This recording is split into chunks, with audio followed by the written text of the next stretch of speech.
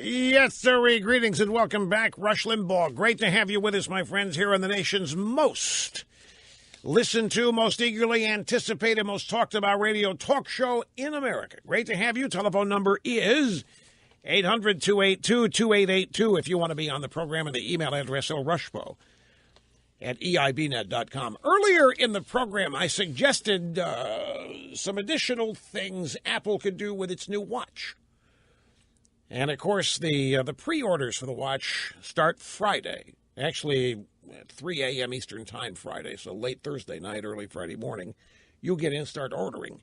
And there's all kinds of confusion about it. I think the latest is that you just can't walk in and buy one. You got to reserve one. You have to either order one online or reserve an appointment to go in and look at them. But walk-ins, at least for the time being, not permitted. I guess that's because of limited stock or supply, and maybe it's because they want to spend a lot of time.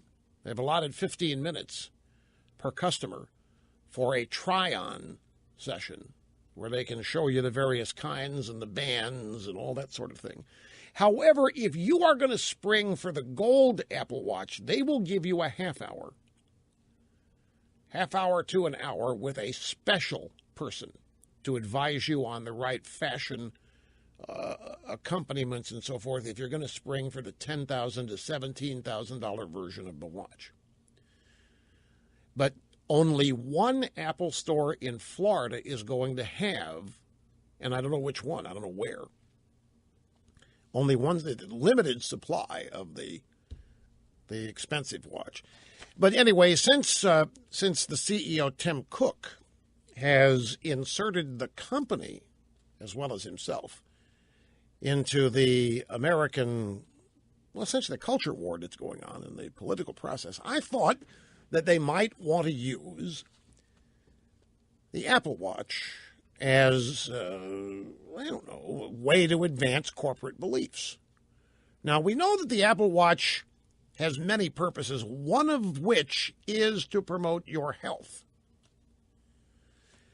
And in light of that, the first hour, some of my suggestions were that the watch could warn you when you are facing a bigot.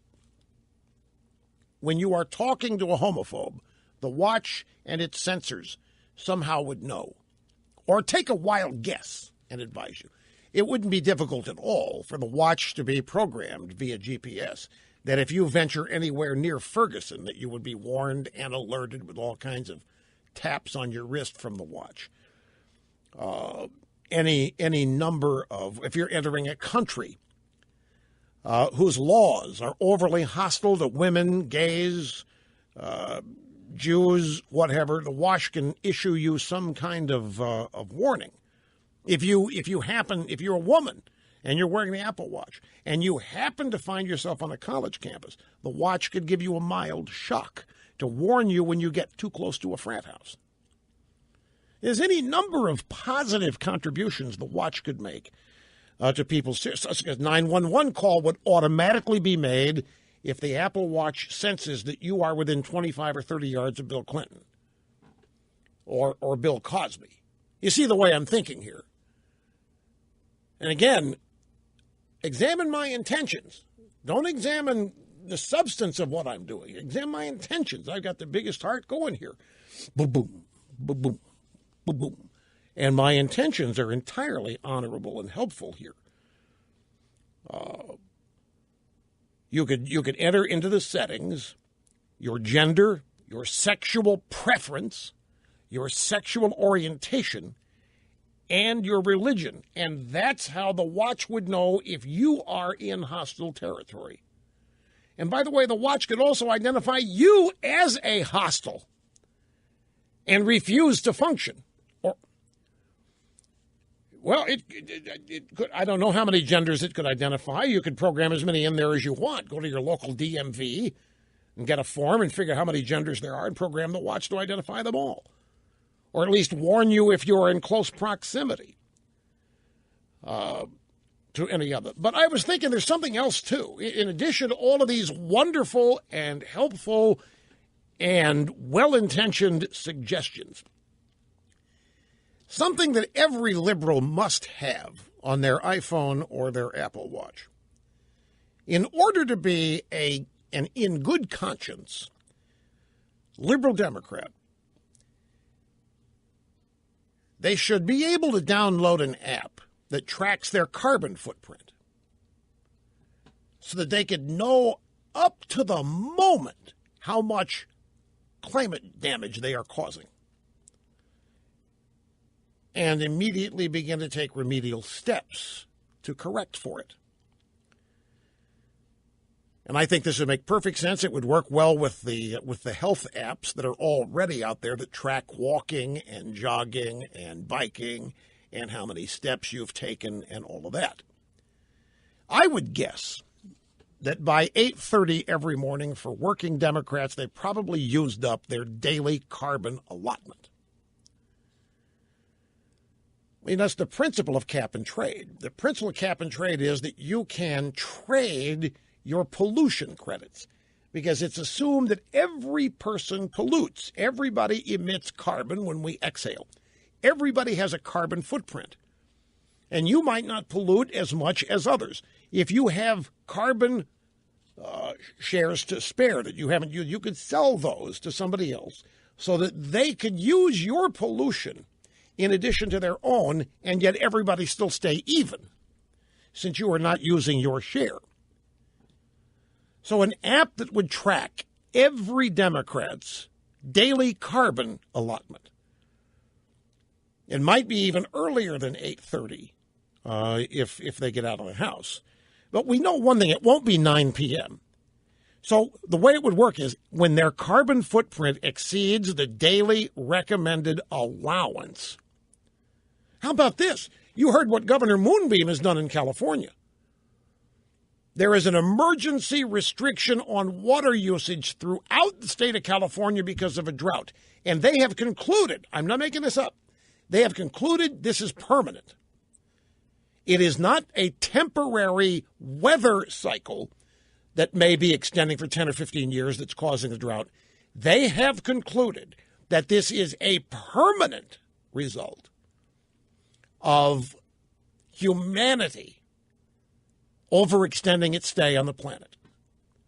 We have too many people using up too few resources, and as such, it was never intended for this many people to live in California. You can look at it, you can put it on the map, you can look at the desert areas, you can look at the mountains, you can look at it all, and you can easily conclude that there was never, ever any intention for 40 or 50 million people to live in California, but they do.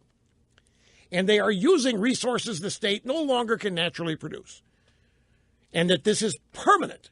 So now Governor Moonbeam is going to start monitoring the use of water in individual homes and in businesses. For example, the length of time you're in the shower could be monitored if Governor Moonbeam gets his way.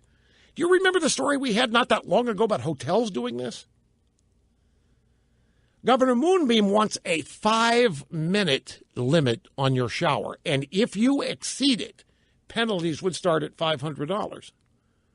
Now, what better thing than to have an app on your new Apple Watch that warns you when you are approaching your daily limit on your fair share of water usage if you live in California?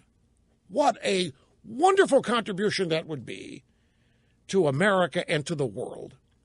The Apple Watch could then be said to be a legitimate player in saving the Earth by guaranteeing that its conscious users never exceed their share of the allowed usage of water from the governor's office in Sacramento.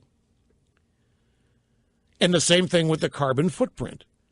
When the average liberal Democrat's carbon footprint exceeds the daily recommended allowance to save the planet, at that point, good liberal Democrats must park the car or get off the bus and immediately start walking or jogging or biking.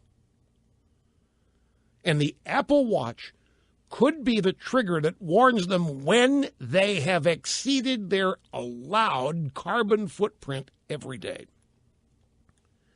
The watch could tell them and nag them into submission. They must work without any of the creature comforts that fossil fuels provide. The only exemption from this would be whatever power is required to charge the watch every night. Every Apple Watch user would get a government exemption for how much electricity it would take to charge the watch. It's going to be minimal anyway. It would charge the thing up in 2 hours, and that's that. Now, if liberals have access to windmill and solar power, good for them. They can get out of the car, park the bus, or what have you. The President of the United States dreamed way back in 2007 and 2008 that fossil fuels would be close to being obsolete by now. And as a result of that, millions and millions of new jobs would be created as a result. How's that working out? So anyway, the way I see this is at the end of the day, exhausted, freezing, or as it may turn out, sweaty and starving liberal Democrats can thank their Apple Watch for tracking their progress in eliminating the exceeding of their carbon footprint. Because progress, don't you know? Progress means doing with less. Progress means digressing. Progress means going backwards. Progress means being less, doing less, using less. Being less. Becoming one with nature. Progress means saving the planet one carbon footprint and Apple Watch at a time.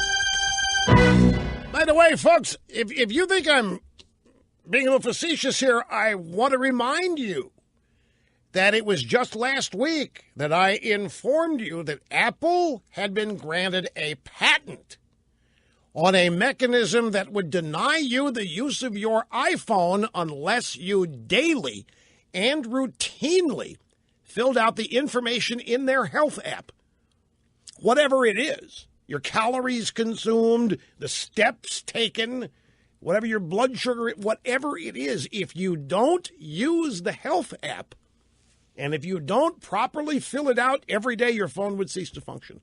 They were granted a patent on that. I said, that's pretty encompassing. So my suggestions here, they fit right in with this. If you're in the process of destroying the planet with your carbon footprint, the Apple Watch should warn you about it and make you take whatever appropriate action to cease your polluting activity. I get made to order. I'm only trying to help. It's my intentions here that you should judge.